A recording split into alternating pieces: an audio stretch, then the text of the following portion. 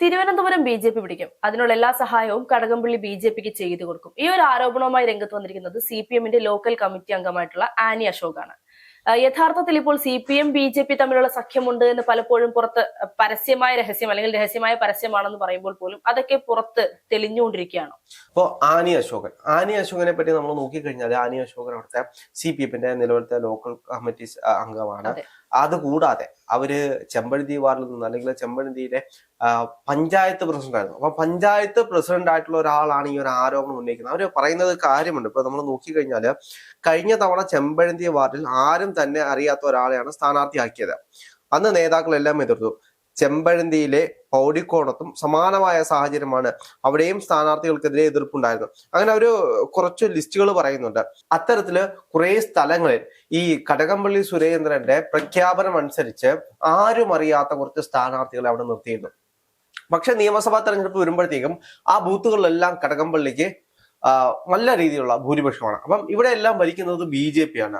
അങ്ങനെ BJPക്ക് വോട്ട് കച്ചവടം നൽകുന്നതാണ് ഇപ്പോൾ കടകംപള്ളി ശ്രമിച്ചുകൊണ്ടിരിക്കുന്നത്. അത് മാത്രമല്ല, ലീഗലി അല്ലാത്ത ഒരുപാട് കാര്യങ്ങളുമായിട്ട് കടകംപള്ളിയുമായിട്ട് ഇവർക്ക് ബന്ധമുണ്ട് എന്നുള്ള രീതിയിലുള്ള ആരോപണമാണ് ഇപ്പോഴത്തെ തിരുവനന്തപുരത്ത് ആനി അശോകൻ ഉന്നയിച്ചിട്ടുള്ളത്. അല്ല, ഇപ്പോ ഈ ഒരു കുറച്ച് ദിവസങ്ങളായിട്ട് നമ്മൾ കാണുന്നുണ്ട്, പാർട്ടിക്കകത്ത് തന്നെ സ്ഥാനാർത്ഥി പട്ടിക പുറത്തുവിടുമ്പോൾ അല്ലെങ്കിൽ സ്ഥാനാർത്ഥിത്വം പ്രഖ്യാപിച്ചതിന് ശേഷം പല നേതാക്കന്മാരും തമ്മിൽ തല്ലി പിരിയുന്നത് അല്ലെങ്കിൽ പാർട്ടിയിൽ നിന്ന് ഇറങ്ങിപ്പോകുന്നത്, പാർട്ടിക്കെതിരെ ആരോപണങ്ങൾ ഉന്നയിക്കുന്നതൊക്കെ നമ്മൾ കണ്ടിട്ടുണ്ട്. അത്തരത്തിലൊരു ആരോപണം മാത്രമായി കൂടി ആനി അശോകിന്റെ ഇപ്പോൾ പുറത്തുവിട്ടിരിക്കുന്ന ഈ ഒരു പ്രസ്താവനയും അല്ല, ഒരിക്കലുമല്ല. കാരണം എന്ന് വെച്ച് കഴിഞ്ഞാൽ നമ്മൾ ആലോചിച്ച് നോക്കണം. ഒരു സാധാരണ ഒരു വാർഡ് മെമ്പർ ആയിരുന്ന ഒരാളാണെങ്കിൽ നമുക്ക് പറയാം അവർക്ക് ഈ പ്രാവശ്യം സീറ്റ് കൊടുക്കാത്തത് കൊണ്ടാണ് അവരെ പരിഗണിക്കാത്തത് എന്നുള്ള രീതിയിൽ. അപ്പൊ അവർ പറയുന്ന ഒരു കാര്യമുണ്ട്. ഇതിനു മുമ്പോട്ടും കഴിഞ്ഞ വർഷങ്ങളെ കണക്ക് നിരത്തിയിട്ടാണ് അവർ പറയുന്നത്. ഇന്ന സ്ഥലങ്ങളിൽ കൃത്യമായിട്ട് കടകംപള്ളി സുരേന്ദ്രനാണ് അവിടുത്തെ സഖാക്കൾ കാലി പിടിച്ചു പറഞ്ഞു, സഖാവെ ഇവരെ നിർത്തരുത്, ഇവരെ നിർത്തിക്കഴിഞ്ഞാൽ തോറ്റുപോകും, ആരും അറിയാത്ത ആളുകളാണ് എന്ന് പറഞ്ഞാലും അദ്ദേഹത്തിന്റെ ഇഷ്ടപ്രകാരം ആരും അറിയാത്ത ആളുകളെ കൊണ്ടുവന്ന് മത്സരിപ്പിക്കുന്ന ഒരു സാഹചര്യത്തിലേക്ക് പോയി. പിന്നീട് അവരെല്ലാം തോൽക്കുകയും അവിടെ BJP അധികാരത്തിലേക്ക് വരികയും ചെയ്യുന്ന ഒരു സാഹചര്യം ഉണ്ടായി. അപ്പം BJPക്ക് വേണ്ടിയിട്ട് വോട്ട് കച്ചവടമാണ് അവിടെ ചെയ്തുകൊണ്ടിരിക്കുന്നതെന്നുള്ള ആരോപണമാണ് മുന്നോട്ട് വരുന്നത്. നമുക്കറിയാം ഇപ്പം തിരുവനന്തപുരം കോർപ്പറേഷൻ എല്ലാവരും ഇപ്പോ സസൂക്ഷ്മം വീക്ഷിച്ചുകൊണ്ടിരിക്കുന്ന ഒരു കോർപ്പറേഷൻ തെരഞ്ഞെടുപ്പാണ് തിരുവനന്തപുരം. കാരണം അവിടെ കഴിഞ്ഞ വർഷം അവിടെ ഉണ്ടായിരുന്നത് ആര്യ രാജേന്ദ്രനായിരുന്നു. ഏറ്റവും ചെറുപ്പക്കാരിയായിട്ടുള്ള ഒരു മേയറായിരുന്നു. ഇപ്പം കഴിഞ്ഞ ദിവസം ആര്യ രാജേന്ദ്രൻ ഒരു ഫേസ്ബുക്ക് പോസ്റ്റ് ഉണ്ട്. അതിൽ പറയുന്ന ഒരു കാര്യമുണ്ട്. ചോർന്നൊലിക്കുന്ന ഒരു വീട്ടിൽ നിന്നും ഒരു 21 വയസ്സുകാരിയെ ഒരു മേയർ ആക്കിയിട്ടുണ്ടെങ്കിൽ അത് ചരിത്രമാണ്. ആ ചരിത്രം എഴുതാൻ ഇവിടെ ഒരു പാർട്ടിക്ക് മാത്രമേ കഴിയുകയുള്ളൂ എന്ന് പറഞ്ഞ ആര്യരാജന്റെ ഫേസ്ബുക്ക് പോസ്റ്റ് ഒക്കെ ഉണ്ട്. പക്ഷെ ഇന്ന് ചോർന്നൊലിക്കുന്ന വീട്ടിലാണോ ആര്യരാജൻ കഴിയുന്നത് എന്നുള്ള ചോദ്യങ്ങൾ സോഷ്യൽ മീഡിയയിൽ സജീവമായിട്ട് ചോദിക്കുന്നുണ്ട്.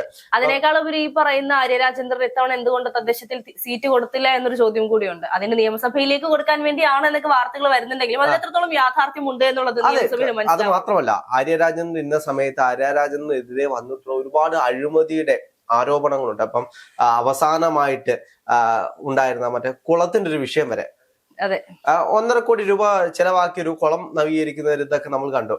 അവിടെ കുളം പോലും ഇല്ല. ഇല്ലാത്ത കുളത്തിന് നവീകരണത്തിനായിട്ട് 1.5 ലക്ഷം രൂപ. അത് വളരെ വലിയൊരു ട്രോൾ മെറ്റീരിയൽ ആയിട്ട് മാറുന്ന കണ്ടാണ്. അല്ല, രാജേന്ദ്രൻ ട്രോൾ മെറ്റീരിയൽ ആണെന്ന് പറയുമ്പോൾ 21 വയസ്സ് മാത്രം പ്രായമുള്ള ഒരു പെൺകുട്ടി മേയറായി വരുമ്പോൾ അതിന്റേതായിട്ടുള്ള പ്രായത്തിന്റെ പക്വത കുറവാണെന്നാണല്ലോ സോഷ്യൽ മീഡിയയിൽ പറയുന്നത്. പ്രായത്തിന്റെ പക്വത തീരുമാനിക്കേണ്ട ആരാണ്? അല്ലെങ്കിൽ പ്രായമില്ലാത്ത ആളുകളെ പിടിച്ച് മത്സരിപ്പിക്കാൻ നിർത്താൻ. അല്ല, ആര്യരാജേന്ദ്രൻ ഒരു മേയർ സ്ഥാനാർത്ഥി ആയിരുന്നില്ല അവിടെ. മേയർ സ്ഥാനാർത്ഥി ആണോ അല്ലയോ അത് ജനങ്ങൾ നോക്കേണ്ട കാര്യമുണ്ടോ? അങ്ങനെയാണെങ്കിൽ ഇപ്പോൾ കോൺഗ്രസ് നിർത്തിയിട്ടുണ്ടല്ലോ 21 വയസ്സുള്ള 2 പെൺകുട്ടികളെ, 24 വയസ്സുള്ള ഒരു പെൺകുട്ടിയെ നിർത്തിയിട്ടുണ്ട്. വലിയ രീതിയിൽ അത് മാധ്യമങ്ങളിൽ നിറഞ്ഞു നിൽക്കുന്നുമുണ്ട്. സ്വാഭാവികമായി 22 വയസ്സുള്ള 21 വയസ്സുള്ള 2 പെൺകുട്ടികൾ സംസാരിക്കുമ്പോൾ നമുക്ക് ആ ഒരു പക്വതക്കുറവ് അവരിൽ മനസ്സിലാക്കാൻ സാധിക്കുന്നുണ്ട് എന്നുള്ളതാണ്. പക്ഷേ അവരധികാരത്തിൽ വരുമ്പോൾ ഏത് രീതിയിലായിരിക്കും എന്നുള്ളത് സർക്കാരിനെ ഇന്ന് അറിയാനാണ്. അവരെ പിടിച്ച് മേയറാക്കാതിരുന്നാൽ പോരെ? അല്ലെങ്കിൽ നമ്മൾ അധികാര കേന്ദ്രങ്ങളിലേക്ക് ഓരോ ആളുകളെ വരുമ്പോൾ ഓരോരുത്തർക്കും ഓരോ വീക്ഷണമായിരിക്കും. ഇപ്പം ആര്യരാജനെ വെച്ച് നമ്മൾ മറ്റുള്ള ബാക്കി ചെറുപ്പക്കാരായിട്ടുള്ള ബാക്കിയുള്ളവരെ നമ്മൾ താരതമ്യം ചെയ്ത് CPM-ൽ ഒരുപാട് പേര്, ഇപ്പൊ ആര്യരാജേന്ദ്രൻ മാത്രമല്ല മത്സര രംഗത്തേക്ക് വന്നിട്ടുള്ള 21 വയസ്സുള്ള ഒരുപാട് പേര് മത്സര രംഗത്ത് ഇപ്പൊ CPM-ൽ നിന്നാണെങ്കിലും കോൺഗ്രസ് നിന്നാണെങ്കിലും ഒരുപാട് പേര് 21, 22, 23 വയസ്സുള്ള ആളുകള് മത്സര രംഗത്ത് വന്നിട്ടുണ്ട്. അത് ഇന്നും അല്ല ഇന്നലെ അല്ല. അപ്പം മനസ്സിലാക്കേണ്ട ഒരു കാര്യമുണ്ട്. ഇപ്പൊ നമ്മൾ ഒരാളെ സ്ഥാനത്തേക്ക് ഏൽപ്പിക്കുമ്പോൾ അവർക്ക് പക്വതക്കുറവുണ്ട്, അല്ലെങ്കിൽ പക്വതക്കുറവുള്ളവരെ ഏൽപ്പിക്കരുതെന്നേ. അത് നമുക്ക് കൃത്യമായിട്ട് അറിയാം. അതിനകത്ത് ഒരുപാട് പൊളിറ്റിക്കൽ കാര്യങ്ങൾ ഉണ്ടായിരുന്നു. അവിടെ നിർദ്ദേശിച്ചു വെച്ചിരുന്ന ഒരാൾ മറ്റൊരാളായിരുന്നു. അപ്പൊ അവർക്ക് വരാൻ കഴിയാത്തതുകൊണ്ട് ഈ CPM-നുള്ളിലെ ഗ്രൂപ്പ് സംവിധാനങ്ങൾ കാരണം അവസാനം വെട്ടി ആര്യരാജന്റെ പേര് വന്നതാണ് എന്നുള്ള ആരോപണങ്ങളൊക്കെ അവിടെ ശക്തമായിട്ടുണ്ട്. അപ്പം അതൊന്നുമല്ല. ആര്യരാജന് 21 വയസ്സേ ഉള്ളെങ്കിലും ആര്യരാജന്റെ എതിരെയുള്ള അഴിമതിയുടെ ആരോപണങ്ങൾ എത്രയാണ് എന്നുള്ളത് നമുക്ക് എല്ലാവർക്കും അറിയാവുന്ന കാര്യമാണ്. അത് മാത്രമല്ല, അപ്പം ബസ്സിൽ കാണിച്ച ആ കോപ്രായങ്ങൾ, അല്ലെങ്കിൽ ആ യദുവിനെ, അത്തരത്തിലുള്ള വിഷയങ്ങളൊക്കെ പൊതുസമൂഹത്തിന് തന്നെ നാണക്കേടുണ്ടാക്കുന്ന, അല്ലെങ്കിൽ CPM-ന് തന്നെ നാണക്കേടുണ്ടാക്കുന്ന രീതിയിലേക്ക് പോയി എന്നത് യാഥാർത്ഥ്യമാണ്. നമ്മൾ അവിടേക്കല്ല വന്നത്. അപ്പം CPM-നുള്ളിൽ തിരുവനന്തപുരത്ത് വളരെ വലിയ രീതിയിലുള്ള സംഘർഷങ്ങൾ രൂപപ്പെട്ടിട്ടുണ്ട്, അല്ലെങ്കിൽ സംഘർഷങ്ങൾ നിലനിൽക്കുന്നുണ്ട്. അപ്പൊ കോൺഗ്രസിനുള്ളിലും ചെറിയ ചെറിയ സംഘർഷങ്ങളുണ്ട്, BJPക്കുള്ളിലും സംഘർഷങ്ങളുണ്ട്.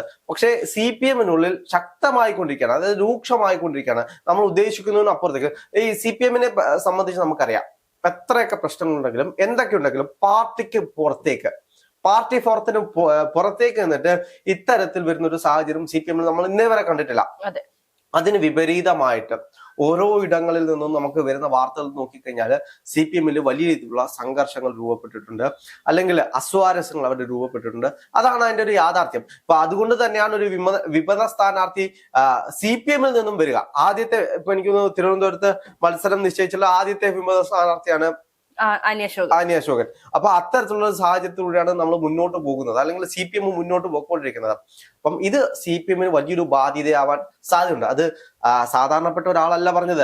അവിടുത്തെ പഞ്ചായത്ത് പ്രസിഡന്റ് ആയിട്ടുള്ള ഒരാളാണ് ഇപ്പോ കടകംപള്ളി സുരേന്ദ്രനെതിരെ ഇത്തരത്തിലുള്ള ആരോപണം ഉന്നയിക്കുന്നത്. അപ്പൊ എന്തെങ്കിലും ഒരു, കാരണം CPM-ൽ പ്രവർത്തിച്ച ആളുകൾക്കറിയാം, അവർക്ക് അവരുടെ കൂടെയുള്ള സഖാക്കന്മാർ എങ്ങനെയാണ്, അല്ലെങ്കിൽ എല്ലാ കാര്യങ്ങളും കൃത്യമായിട്ട് അറിയാവുന്ന. ഇപ്പം നമ്മൾ ഒരാളൂടെ പ്രവർത്തിക്കുമ്പോഴെല്ലാം അറിയത്തുള്ളൂ അയാൾ എങ്ങനെയാണ്, അയാളുടെ സ്വഭാവം എങ്ങനെയാണ്. അപ്പം അത് പറഞ്ഞുകൊണ്ട് കൃത്യമായിട്ട് പാർട്ടിക്ക് പുറത്തേക്ക് വന്നിട്ട് വിമതയായി മത്സരിക്കുന്ന ഒരു സാഹചര്യം അവിടെ നിലനിൽക്കുന്നുണ്ട്. അവിടെ അവർ പറയുന്ന കൃത്യമായിട്ടുള്ള കാര്യമാണ്, കഴിഞ്ഞ കാലങ്ങളിൽ ആരും അറിയാത്ത ആളുകളെ ചില സ്ഥലങ്ങളിൽ അത് കൃത്യമായിട്ട് BJPക്ക് ഭൂരിപക്ഷം ഉണ്ടാക്കി കൊടുക്കാൻ കഴിയുന്ന സാഹചര്യത്തിൽ മത്സരിപ്പിക്കുക. അവിടെ പക്ഷെ കടകംപള്ളി സുരേന്ദ്ര സഖാവ് മത്സരിക്കുമ്പോൾ മാത്രം അദ്ദേഹത്തിന് ഭൂരിപക്ഷം കൂടുകയും, അതായത് BJPക്കാര് വിജയിക്കുന്ന ഒരു വാർത്ത. അതായത് ഇപ്പൊ ആനി അശോക് കൃത്യമായി പറയുന്നുണ്ട്, തദ്ദേശത്തിൽ അല്ലെങ്കിൽ കോർപ്പറേഷനുകളിൽ BJPയെ വിജയിപ്പിച്ചാൽ നിയമസഭയിൽ CPM-ന് അത് വലിയ രീതിയിലുള്ള ഒരു നേട്ടം കൊയ്യാൻ സാധിക്കും എന്നുള്ള രീതിയിലുള്ള പ്ലാനിങ്ങുകളാണ് ഇപ്പോൾ നടക്കുന്നത് എന്ന്. ഇത് കാലാകാലങ്ങളായിട്ട് ഇവിടുത്തെ പ്രതിപക്ഷമായിട്ടുള്ള കോൺഗ്രസ് പലപ്പോഴും പറയുന്നതാണ്. അത് മാത്രമല്ല, ഇതിനു മുമ്പിട്ട് ഏറെ നിൽക്കുന്ന ഒരു കാര്യമാണ്, ഇവിടുത്തെ BJPയും കോൺഗ്രസും തമ്മിൽ കൃത്യമായിട്ടുള്ള അന്തർധാരയുണ്ട്. കേരളത്തിലെ 10 സ്ഥലങ്ങളിൽ BJPയെ വിജയിപ്പിക്കാൻ വേണ്ടിയിട്ട് CPM അടിയിൽ നിന്നും കൃത്യമായിട്ടുള്ള സഹായങ്ങൾ നൽകുന്നുണ്ട് എന്നുള്ള കാര്യങ്ങളൊക്കെ ഏറെ നിൽക്കുന്ന ഒരുപാട് കാര്യങ്ങളുണ്ട്. അപ്പം ഇതിന്റെയൊക്കെ യാഥാർത്ഥ്യം എന്താണ്, ഇതിനൊക്കെയുള്ള ഉത്തരം CPM-ആണ് കൃത്യമായിട്ട് പറയേണ്ടത്. അപ്പം ഈ ഒരു സാഹചര്യത്തിൽ പോലും കടകംപള്ളി സുരേന്ദ്രനെ വെട്ടിലാക്കുന്ന ഒരു സാഹചര്യത്തിൽ പാർട്ടിയാണ് പറയേണ്ടത് ഇതിന്റെ യാഥാർത്ഥ്യം എന്താണ് എന്നുള്ളത്.